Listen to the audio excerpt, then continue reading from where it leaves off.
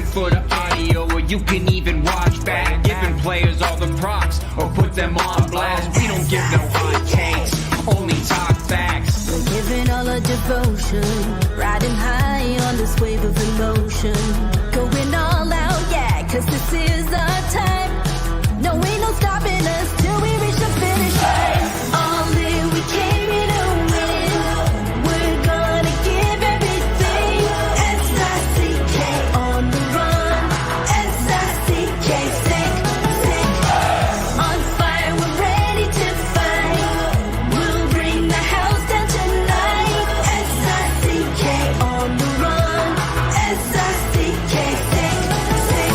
Play it on the car ride, play it when you lounge. X and O, you know that we can hold it down. Shout out to my man Sammy, got it off the ground. And to all the listeners tuned in right now, got debates, analysis, and speculation. This is sports talk for the new generation. You know where to find us, got a reputation. Sick podcast, your #1 sports destination. Giving all our devotion, riding high on this wave of emotion. Going all out, yeah, cause this is our time. No, ain't no stopping us till we reach the finish line. All in, we came here to win. We're gonna give everything. S-I-C-K on the run. S-I-C-K, sick, sick. On fire, we're ready to fight. We'll bring the house down tonight. S-I-C-K on the run. S-I-C-K, sick, sick. S-I-C-K is the sickest podcast. Tune in for the audio, or you can even watch back. Giving players all the props, or put them on blast. We don't give no hot takes, only talk back. S-I-C-K, S-I-C-K, S-I-C-K, S-I-C-K, S-I-C-K, S-I-C-K, S-I-C-K. all in, we came here to win. We're gonna give everything. S-I-C-K on the run. S-I-C-K, sick, sick.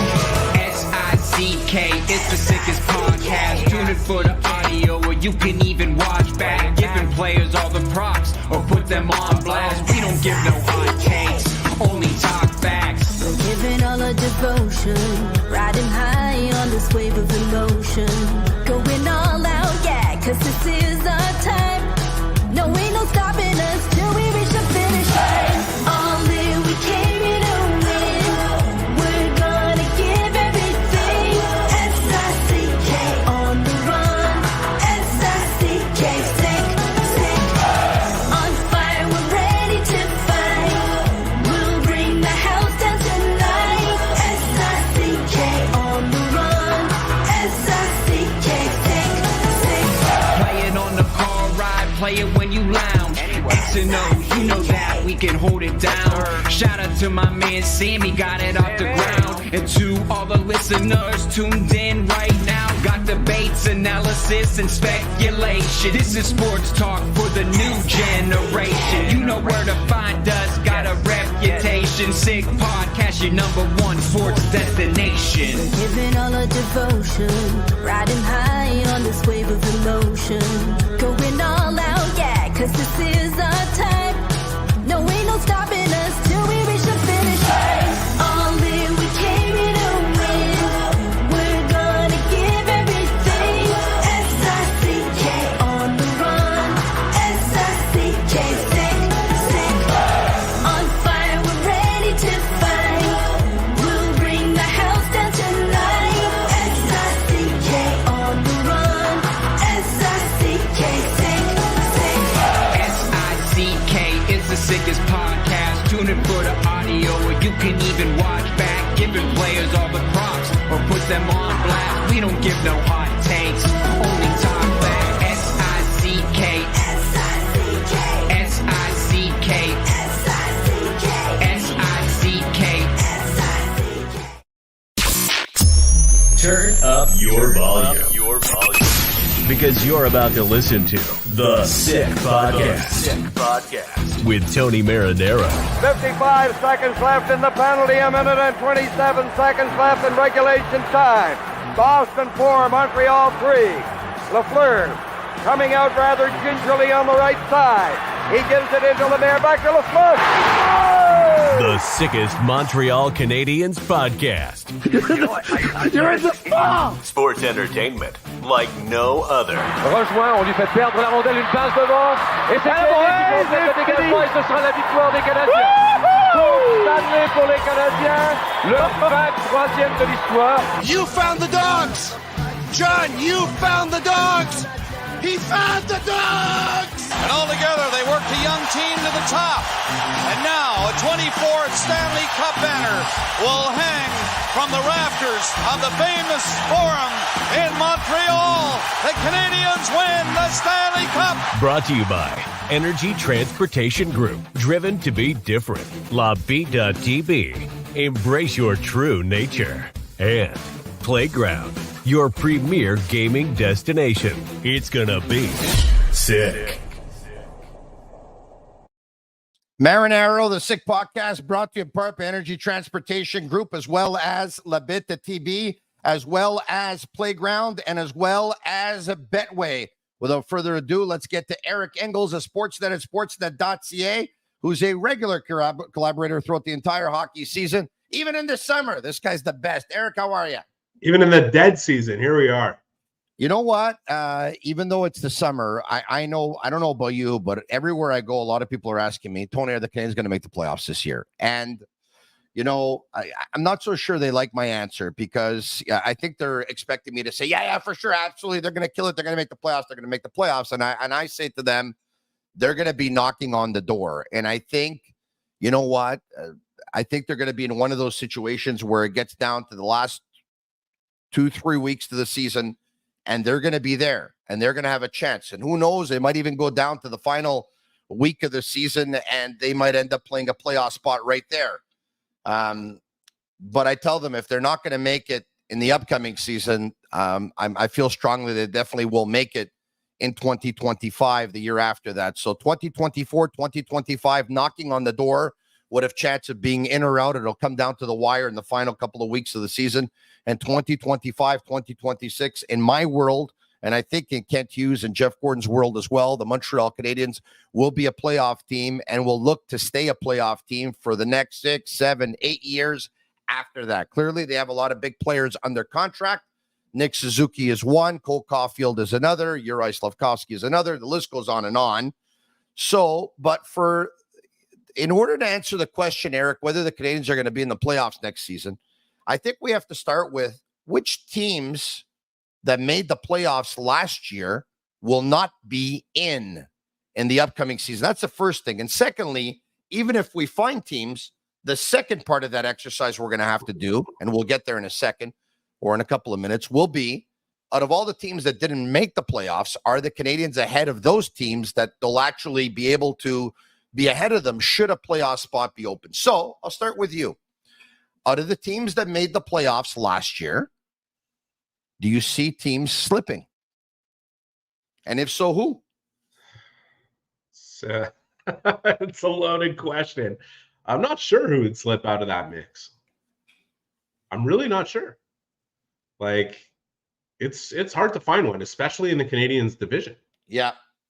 Boston, you know, you could talk about what those deals look like for Lindholm and Zadorov down the line, but they addressed two needs they absolutely needed to address, right? Big time. So, big time. And, you know, the Bruins are I a don't team. see them flipping. The Bruins are a team that a lot of people have said, you know what? They had their run. They did what they had to do, and now they're going to phase out. And you know, look, when Bergeron retired and Krejci wasn't back either, I looked at them and I said, okay, Zaka and Charlie Coyle taking over for those two guys, not going to happen. They had a really good regular season. They probably thought the same thing because they go out and they get Lindholm. They're still going to be around, man. They're still going to be around when you have a player like Brad Marchand, when you have a couple of those guys we talked, when you have Charlie McAvoy on defense, when you have a goal scorer like David Pastrnak, when you know, you have a coach the way they do, and I think they're a well-coached team as well with Jim Montgomery, obviously, and they're still going to be around. The Bruins are still going to be around, man. Listen, I look at the playoff picture, right? You have Florida, Boston, Toronto, New York, Carolina, New York, Tampa and Washington. Washington made some pretty aggressive moves to still give themselves a chance to make the playoffs with Ovechkin still playing, right? They made very aggressive moves this offseason, some pretty good ones. I don't see them falling out. The Islanders, to me, are the one that I would circle and say, I don't know if they'll make the playoffs, especially not third in their division. Carolina took a serious hit, but enough of one that you would count them out after what they have and the program that they have there and the way they play. I don't think so. I don't see the Rangers slipping. Tampa Bay made some serious changes here, but I still think, with Gensel coming in, they have what it takes to make it. Let's start with their division. It'll make it easier, I think. Okay, so for those who don't have it in front of them, Florida, Boston, Toronto, Tampa, Detroit, Buffalo, Ottawa, Montreal. Out of all those teams, those 8 teams in the Atlantic, last season, Florida finished first with 110, Boston a point behind at 109, Toronto at 102, Tampa at 98, the Red Wings at 91, Buffalo at 84, Ottawa at 78, the Canadiens at 76. Let's start with this. Are there teams you see behind the Canadiens in the East? I don't know. I'm not sure. Like, Detroit came within a hair of making the playoffs. I'm not sure they're taking a step forward this year. Like, I wouldn't be betting on it, despite how much pressure there is in that market to take that step. I don't see a significant difference. Even bring back Patrick Kane for the whole season. Like, I don't know if it makes the difference that they get in. I have questions about their goaltending, despite the fact that they have like 6 NHL goalies in their system. I have questions about their blue line. I have questions about their forward group. I could see them in Ottawa flip-flop. I think Ottawa, if they can find a way to get a defenseman or 2 in their system, could be the team that's most threatening to move their way up. As far as the Canadiens are concerned, I agree with you. Very similar scenario where they're in the mix but not making it this year. And even to be in the mix, they need to think about all the things that need to go right for them. Like, I think it's easy to take for granted that like Primo and Montembeault will be as good as they were the last year. And, they still have room to be better for sure, but they were very good and they were a big reason all those goal games, the Canadiens were a part of them, that they were competitive, right? Yeah. They have to at least play at that level, if not better. And I got to tell you something. First of all, we got to be honest with each other, okay? If you ask the question, which teams are going to be behind the Canadiens, and you hesitate for a minute and I hesitate for a minute, it doesn't bode well for the Canadiens. I think Buffalo could be behind. I don't think Buffalo is guaranteed to take a step this year. But I don't think Detroit is guaranteed to take a step. I want to comment on Detroit. I'm not sure Ottawa is either, so we'll see. So Detroit surprised me a lot last year. Like, I thought that they probably would have finished behind the Canadiens last year, and obviously they didn't. They were much better than the Canadiens, mind you. Would have been interesting to see if the Canadiens who didn't have the injuries that they had, where they would have been. Look, there's no doubt that Dylan Larkin as your first-line center is first class. There's no doubt to have wingers like Raymond and DeBrincat. They can score goals. But on your second line, Kane was like a point per game. He was point per game for them, He was very good when he came in. Yes, he was. But on your second, you have Tarasenko, who was acquired. I'm not so sure that JT Compher's a second-line centerman in the National Hockey League. I think he'd be better as a third line on any team. Andrew Kopp's your third. Rasmussen and Berggren. They're big on the wings. Tyler Mott, Joe Veleno, Christian Fischer. I'm not overly impressed with, I might regret these words. I'm not overly impressed with Detroit's team. It's like, I look at them and I don't think they're pasta. I don't think they're fish, and I don't think they're meat. I don't know what they are. Like, you know what I mean? I think they're better. I think they're better up front. I think they have bigger concerns on the back end and in net than they do up front. But do I see them as being in the same mix of teams, with Montreal, with Buffalo, with Ottawa? Yeah, I don't see them far ahead of any of those teams, and anything could happen that would have those teams flip-flop. The big question is who's falling out of the playoff picture, because like outside of the Islanders, and even the Islanders would have a chance with Patrick coaching them and with the goaltending duo that they have. You know, I don't see Carolina falling off. Tampa Bay, I think a lot of people will be circling and wondering, but I don't see them falling off with the elite players that they have at every position.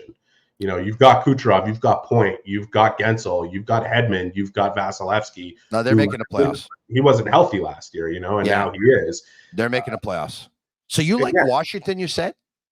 What's that? You like Washington, you I said? didn't say I like them, but I do think they made some aggressive moves to keep them.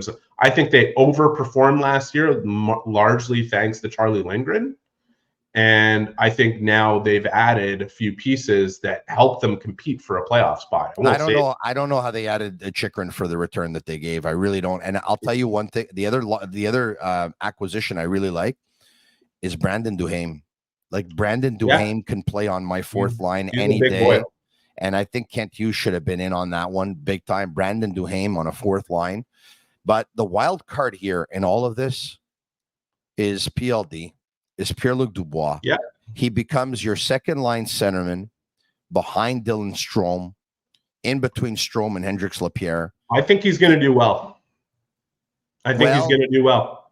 And I'm probably in the minority, but I think he's better slotted on that team than he was in LA. I think what happened in LA, you can't take away blame from Pierre-Luc Dubois. He deserves the lion's share of it because he didn't play anywhere near up to standards. But I think it was very similar to when San Jose went and got Erik Karlsson and had Brent Burns and had to choose between the two of them and tried to mix them together. Like when you have Danault and Kopitar still playing at the level they are, and Dubois slotted where he is, where he's clearly a center and not a winger. Like it was just the pieces didn't really fit together. I thought it would be great for them to have that type of depth up the middle, but it proved to be like nobody could get what they wanted out of the situation, and he really didn't play to the way anywhere near what was expected when he was traded for. He was coming off 2 61-point seasons, right? Like it's not like he was a dog. I think he will be better I think he will play well next season. That's my prediction. Well, look, everyone hopes that he's going to bounce back, especially the Washington Capitals. There's no doubt about it, because let's be honest, it didn't work out in Los Angeles, like you said. It wasn't overly convincing in Winnipeg. It was a disaster in Columbus. I mean, here's a guy that a lot of people were high on when he was drafted third overall. So much so, the Canadiens especially, and Marc Bergevin. I think Marc Bergevin was probably a big reason why Pierre-Luc Dubois ended up in Los Angeles, if I were to take a guess, because when the Canadiens traded PK Subban, the first team they wanted to trade PK to was the Edmonton Oilers, in a deal that would have involved Edmonton's fourth pick overall in the draft that year. And the reason why they wanted that fourth pick is that they were convinced that Puljujarvi was going third and Dubois was going to be available at fourth, and they wanted him. Marc Bergevin has always been very, very high on Pierre-Luc Dubois, and Pierre-Luc Dubois is represented by Pat Brisson. Pat Brisson and Marc Bergevin, I don't have to tell you how close they are. They're both in LA. Bergevin working for the Kings and Brisson working out of Los Angeles. And I'm sure that both gentlemen felt that a change of atmosphere would be exactly what the doctor ordered for Pierre-Luc. But now it was a change of atmosphere out of Columbus, which went to Winnipeg, a change of atmosphere out of Winnipeg, which went to Los Angeles, a change of atmosphere out of Los Angeles. It better work in Washington. And look, don't get me wrong. He's made all the money in the world. He's got a huge contract of making $8 million a season. That I bet you that if it didn't work out here, there would still be another team that would look at the size, the potential, the age, and say, you know what, let me take a crack at him, even though the contract is huge.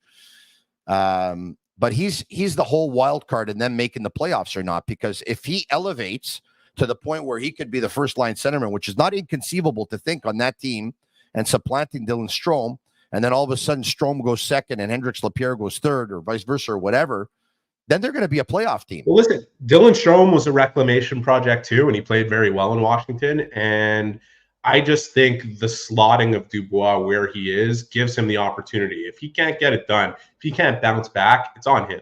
Like, this is a great opportunity that he's got to take within his hands. He has all the ability to be an impactful player. He didn't, put up 261-point seasons in a row because he's not one. He didn't play like one in Los Angeles and has a lot to prove. And there's going to be many more people who would suggest he's incapable of doing it than there are people who would suggest this will work out well for Washington and for him. I think I'm in the second camp. I think it will work out well for them, but it's on him. Like, I think everybody put it on him in LA. I think the majority of it was on him, but there were parts also that it just wasn't the right fit, despite what they gave up to get him. Yeah. We'll see, because now he doesn't have any excuses going to Washington. And people want to say, oh, well, he's not playing with good enough players. And no. He's being given a prime opportunity to revive his career there. And there will be portions of the season he ends up on a power play with Ovechkin next to him. Like, there's no excuse now. And I believe that he can still prove to be a good player. But he's got a lot to prove to be an $8 million player year over year. Like, when you go into the first year of a contract and play the way you did, and you're started to be talked about in Los Angeles as a bio candidate, it's put up or shut up time. Like, this is the crossroads of Pierre-Luc Dubois' career, despite all the different opportunities he's gotten. Like, this is the last one that he better really take advantage of it. Otherwise, it's going to be a really ugly situation in Washington for him. By the way, Nick Backstrom walks away from the team, or steps aside. I shouldn't say walks away, stepped away. Couldn't play anymore. Hip injury. Back in November of last year. And then there was a report that surfaced, I would think about a month and a half ago or 2 months ago, that he walked away because, he was at odds with Coach Spencer Carberry. This guy has been severely injured on his left hip, and it just, he can't play because of it. So I think he wanted to fulfill a certain role within their team and still believe that he could do it. But as the games went on and he was playing them, it just became clearer and clearer that he couldn't, and had to face that reality that he couldn't play at the level we've all cast. What a great player he was throughout his career. You're right about that. Him and Ovechkin were an amazing combination, kind of like Hall and Oates. But anyway, look, another thing that we have to look at in trying to determine whether or not the Canadiens are going to be a playoff team next year, and by looking at process of elimination, the teams that were in last year who won't be in, when looking at Washington, is Charlie Lindgren came up huge last year. Now, man, when he gets hot, he's as hot as a firecracker, but is he really as good as the goalie that we saw last year? I mean, if he's able to replicate it and do it again this season, then the answer is obviously yes, but they're going to need the goaltending. The knock on him in Montreal was he could always make the first save, but because of his athletic style and how aggressive he plays, he'd be out of position for the second. I think he got stronger. Which enabled him to play a little deeper and a little more, I don't want to say passively, because that's the opposite of aggressive, but he put himself in better positions to be able to make the second, third saves. There's nothing you could take away from the season he just had. It was unbelievable. I bring that up, though, because, we saw a progression with Caden Primo this year with Montreal. He played really good hockey for the Canadiens when he got into their net. Was there some inconsistency here and there? No more than you would expect from a player his age, of his experience. But one of the biggest factors in Primo faring better this year around was the work he did off the ice to get stronger. And speaking with him about how it enabled him to play a little deeper in his net and more comfortably in a deep position in his net and his crease, I should say. And you started to see that anticipation that served him so well at the other levels of hockey kick in and give him the opportunity to make the first saves that he was missing and more of the second ones. And I love the potential of that player. Jake Allen never wavered in his belief in Caden Primo and what he could do. And I think he was right to do that. You just look at the goalies around the league now. Like, it takes till you get to 27 to really hit it. And Montembeault is a perfect example. And I look at those two guys. We talk about factors for the Canadiens to make the playoffs, Tony. And I know I just said this a few minutes ago. They have to be their best players. Like their goal to everyone's talking about, oh, they got to score goals. They got more goals. Their defense has more experience. They're going to have to be better and more suited to play. Their goaltending is still going to have to be the biggest reason that they become in the mix of the playoff teams knocking on the door. And that's a big challenge. And you talk about the deal that Montembeault signed. It's a bargain for the Canadiens if he's able to rise to that challenge. But there will be a level of pressure that's on him now that wasn't before in terms of the competition he has in his own crease with Primo, and knowing that you're going into the season, the expectations for the team have raised, and they have raised around you because you set a certain standard with your play. And there's Team Canada implications. There's all kinds of things. This is a big, big season for Sam Montembeault. And I'm eager to see how that's going to play out because I think he's got to be a huge factor if they're going to be that much more competitive. The Sick Podcast brought to you in part by Energy Transportation Group, a leading full-service logistics provider serving all of North America, driven to be different. Also brought to you in part by Bittt Tibi, brewed in Quebec, a winner of a dozen international awards. Bittt Tibi offers quality microbrewery beers made with premium ingredients for everyone's taste. Bittt Tibi, embrace your true nature. And the Playground. Experience Playground's world-renowned poker experience with free food and drinks at their cash game tables, a bad beat jackpot that's over $1.1 million in climbing, weekly promotions, daily tournaments, unmatched customer service. Why play anywhere else? Located just over the Mercier Bridge, only minutes from downtown Montreal. Playground. So, Tony, I want to ask you a question. Yeah, please do. I want to ask you a question, and I think this is going to become a major theme going into the season. Yeah. When you hear people talk about Kirby Dach, what's the most frequent thing people say about him? He's injury prone. Do you think that's a fair label? Like if you review the injuries that he's had, is that something that you look at and say, oh, well, he's injury prone? Like he had his wrist it's not a fair label. It's not. The fact remains that in a short period of time, it seems like he gets hurt every year. You know what I'm trying to say? So I understand people that bring it up. Yeah, he has been unlucky for sure. You know, but like you look at the specific injuries, it's not like he tore his groin and had an adductor situation. Like it's not like he took a skating stride and had to go to the bench because his back was ailing him. Like he had a collision at a bench and got caught up in the legs of Jared Tenorti and twisted his knee. The injury previously hampering him prior to that was a chop that he took that broke his wrist and screwed up, a year of his development. It's unlucky, but like I don't look at him and say, well, he's made of glass. Like I think it's a weird kind of frame around him. If he remains healthy, what do you think this player can do next year for the Canadiens? Like he's coming off. I'll put it this way to you: Connor Brown, who was incredible for the Oilers in the playoffs. Yeah. But if you go back through the season, like Oilers fans wanted to get rid of him at all costs, that he couldn't do anything. He went the first, I don't know how many games without a goal.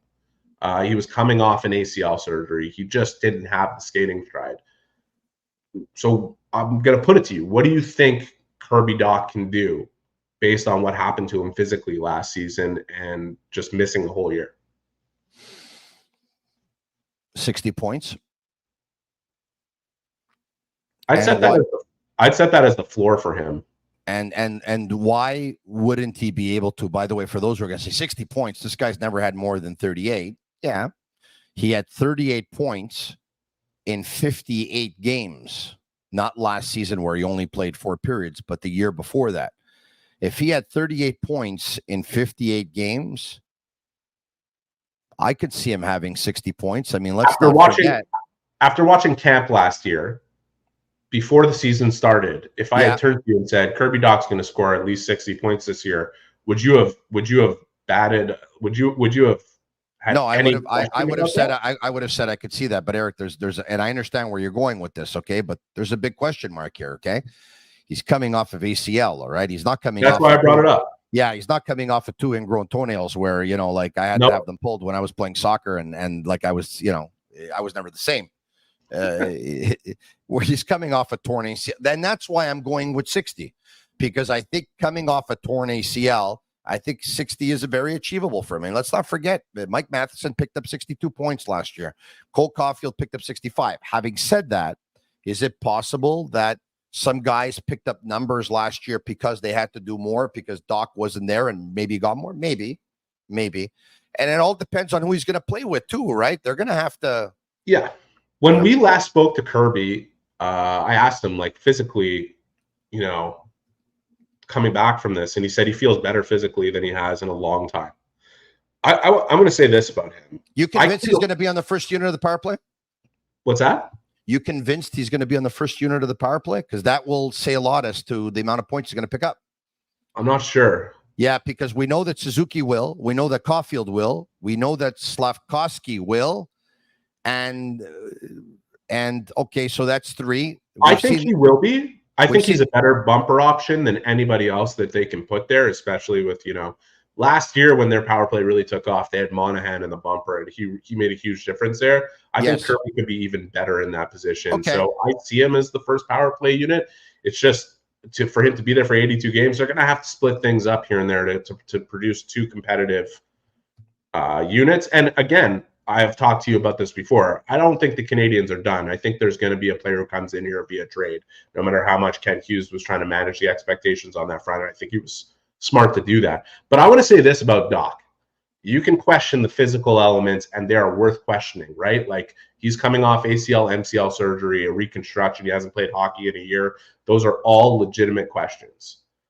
I cannot even fathom what this guy was thinking watching Slavkovsky, Caulfield, Suzuki take off the way they did last year, how much it burned him to be a part of that and want to take those steps with him, the way he came into camp, the way he looked. And I think the motivation is sky high. And I just think I really have high expectations for the player because I think he's really an awesome player. There's another question we have to ask ourselves when it comes to how many points the Canadiens players are going to pick up, which is going to be a big part of the equation here, which I'll get to in a minute. Not before I talked about Betway, their leading global online betting and gaming brand. Follow your gut instinct. Go with Betway. Go on Betway.com or scan the QR code to join the action. Must be 18 and over and play responsibly. And that question is, will Lane Hutson start the season with the Montreal Canadiens? Because if he does, he will set guys up and guys will pick up points. Because he will create a lot of offense. He will draw a lot of players to him, and he will find those wide open players. I'm going to make a bold prediction here because I've said before here that, like, if Hutson, Mayu, and Reinbacher all start the season in the AHL, I don't see much downside with that. I'm not expecting that to be the case.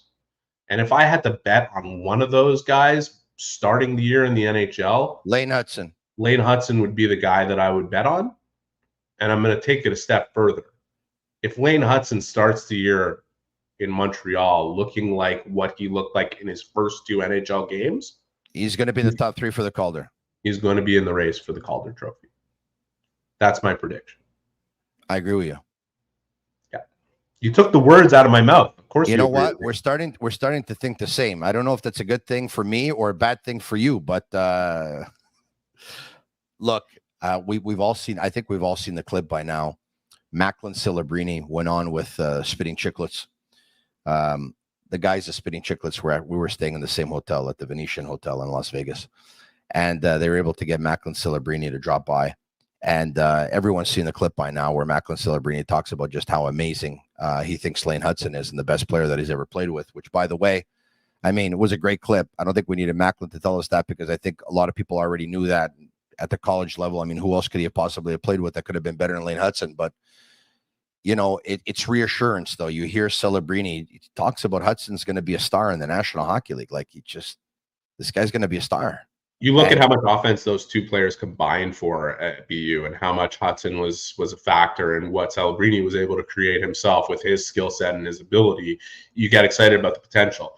The sample size in the NHL is tiny. It's 2 games. You never pay too much attention or respect to a 2-game sample, except for the fact that sample was extremely revealing for a couple of reasons. One, it was played against a team that was life and death to make the playoffs in Detroit, and they were back and forth crazy games, and Hutson wasn't perfect. But what you needed to see from him is, can he do the stuff that he was doing in college and pull it off in the NHL? He answered that question with a resounding yes. The biggest question was, will he have that floor, that reliability that you could put him out on the ice and assume the risk that he's going to take to make the plays that he can? And he answered that question as well. Like, the big question about Lane Hutson is, if he plays in the NHL, he could be a star player. Can he play in the NHL though? Can he get away with what he does? Will he be exposed defensively? Can he defend in the corners in front of the net with his skating speed? The way he shut down the walls, the way he made plays with his stick, those are going to be the tools that enable him to get to that part of his game that we know is going to work in this league. And I think you don't put too much into 2 games, but those 2 games revealed all the answers we were looking for that player. And that's why I give him the edge to make the Canadiens roster out of camp. And I see an NHL star when I watch this guy. I think that Calder Trophy race, he's going to make it a close one if he's playing from game 1 through 82 in Montreal. Once upon a time, the Montreal Canadiens called up a defenseman for 2 regular season games because of injury to a player. And that player came in and he played really, really good. Never went back. Games, and he never went back. And you know who I'm talking about. It was the 2009-2010 season. If memory serves me well, I think the regular season games were both played against Philadelphia, but I could be wrong because, you know, as we get older, we tend to forget a few things that we always used to remember. But of course, I'm talking about P.K. Subban. And Subban came into those 2010 playoffs where Markov was hurt and the Canadiens beat the Washington Capitals, who were like by far the top team in the league.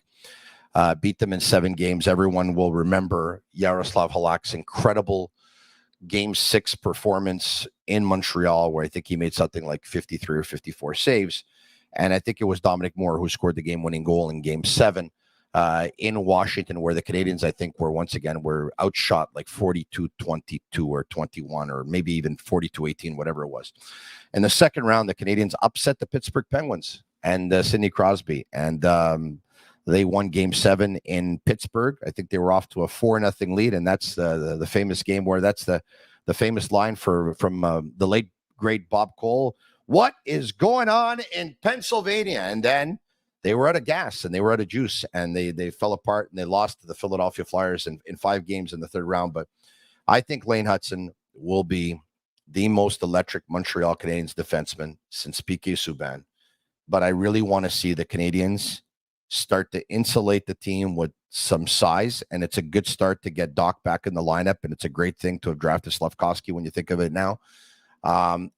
And you know, the same thing for Demidov when he comes in 1 year from now. I want to see the Canadiens insulate these guys with size, with toughness, with character, with a wolf pack mentality as a team like the Bruins used to have, where, you know, don't even touch one of their guys because 5 guys will jump on top of you. And I'm not necessarily saying that they need to go out and get another enforcer. I don't think that would hurt. Obviously, he needs to know how to play, but they need to get bigger, stronger, tougher, insulate some of these guys. Don't you think? I mean, yes. Lane Hutson's got character. He's not going to fold, but it always helps. I agree, but I also see that pack mentality already developed with the Montreal Canadiens. I do think they have guys who are more than willing to stand up for everybody. I look at the back end with Xhekaj and Goalie, who are 2 tough customers. A guy like Mailloux coming in, yes, he's young, but he's willing to mix it up in that regard. Struble as well got tested in the AHL, and some of the players who ended up testing him regretted it. He's a very easy guy to underestimate, but he's a beast of a player if he remains in Montreal, which I don't see why he wouldn't, but who knows what shakes out with this defense. I think, you know, when Kent Hughes made that comment about getting tougher physically, be it on the market and internally, I think a lot of people ignored the internal part. You know, you've got Florian Xhekaj and Luke Tuch waiting in the wings. Yeah. Heineman can play that brand. He's not a brawler, but he can play that brand, that physical forechecking brand of hockey. And I think you look at the bottom lines of the Canadiens, again, if they're able to make a trade that brings a player in above into their top 6, you could do worse than having the grit that Anderson and Gallagher can provide from the third line. Yeah. You know, and I think they'll be suited in certain matchups that will be more favorable to them. And I know people are saying, well, they've been middle 6 forwards for the last couple of years anyways, but there's a big difference between having enough players above you and the impact you can make within that situation versus the chairs are empty and you've got to fill one you don't belong in, or you're relegated lower because you're not playing well enough, but there's no insulation above you. I agree with you. You got to protect guys like Lane Hutson. You know, you got to protect guys like Cole Caulfield. But I think the Canadiens, without going out and finding somebody else to do that job, have enough internally to be able to do that if they get somebody who pushes people into the right chairs. All right. So in recapping right now, as it stands, we believe the top 6 in the East that made the playoffs last year will get in. The Islanders and the Washington Capitals are probably the most vulnerable. In your case, you believe it's the Islanders. So do I. Mind you, it should be noted they did finish the season with a record of 8-1-1 in their last 10. But of course, the summer isn't over. We'll see what happens. Eric, thanks so much for your contributions. I'll talk to you soon. Pleasure. Take care. All right. For Shane Gomo, I'm Master Control. Thanks for watching, everyone, on YouTube, Facebook, and on Twitter. Leave us a 5-star review on Apple. It's our way of feeling the love. I'm Marinaro, the Sick Podcast. And that's a wrap. Hope you don't miss us too much until next time. Follow the Sick Podcast with Tony Marinaro on YouTube, Instagram, Facebook, Google Play, and Apple Podcasts. The Sick Podcast is brought to you by Energy Transportation Group, driven to be different. LaBeat.tb, embrace your true nature. And Playground, your premier gaming destination.